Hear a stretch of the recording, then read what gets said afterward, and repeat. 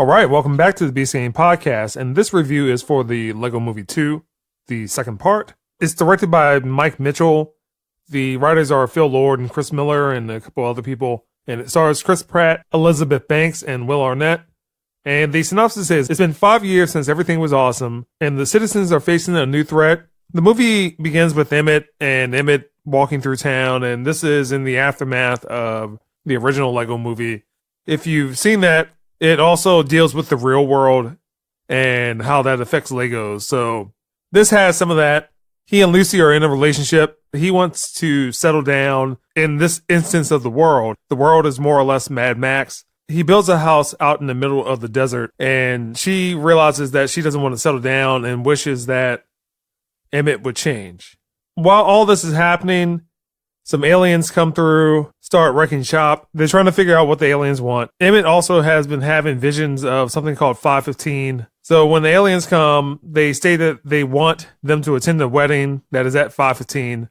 And they also want the fiercest warriors on the Lego planet. So when they don't necessarily agree, Lucy gets kidnapped. Emmett has to go find her to also stop Armageddon.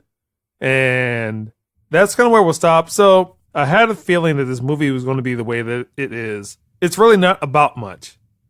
And you're just sitting there waiting for the movie to end. So the twist of the movie kind of has a branching universe theory. I will say that the animation is fine, but they perfected this animation style in several movies. And probably my favorite of those have been the first Lego movie and Lego Batman. And the other ones have been just the same type of writing comedy, very quick, witty comedy, and it's just not really where that it needs to be. And eventually they go all in with Batman in this movie because they do poke fun at, since this is a Warner Brothers movie, some of the DCEU universe, so there's also two versions of Aquaman, but they do go all in on Batman, and like that's not funny anymore. It was funny in the first Lego movie. It was funny in the Lego Batman movie. Now it's just ran its course. They need to do something else. Tiffany Haddish shows up in the movie, and I think she's kind of overplayed, but she does do an okay job. It has a connection to Batman, so it was okay. The songs weren't very great in the movie.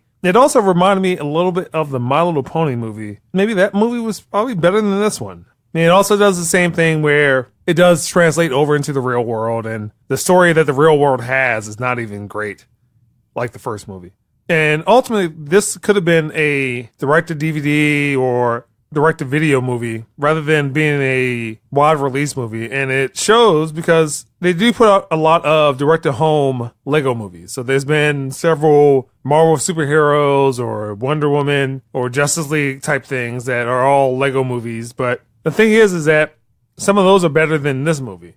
And again, this movie is not about much. So I was sitting in there, I was like, hey, this just can't be the plot. And it's not to a point where it's difficult to follow or anything, but you kind of see where it's going.